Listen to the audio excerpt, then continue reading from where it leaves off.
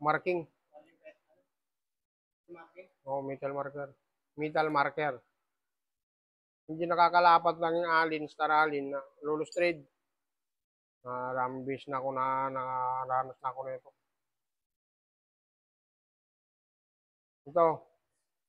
Ito tanggalin mo to. Tapos ito, tanggalin mo yan. Kasi hindi nga, ayan o. Nahuhugot yan. Tapos dito sa ilalim may circlip yan. Mahuhugot ito pa. Nagtanggal na ako niyan maraming beses na.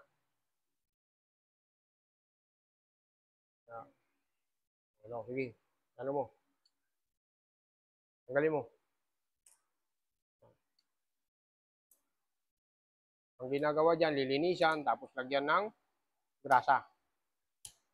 Kaya pag nag-check ka ng throttle body na ayaw bumalik, ito yung gagawin mo. Tanggalin mo yung throttle cable, tapos saka mo ito ikutin. Pag malambot ito, may problema nun cable na. Pwedeng i-return.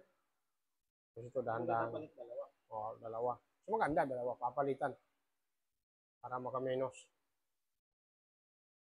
Ito. Sukitin mo, flash screw. Anong flash screw?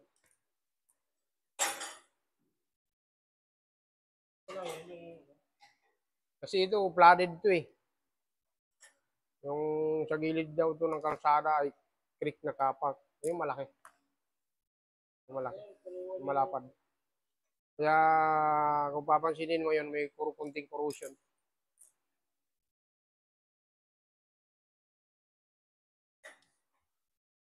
Kung may o-ring ka, palitan mo ng o-ring to.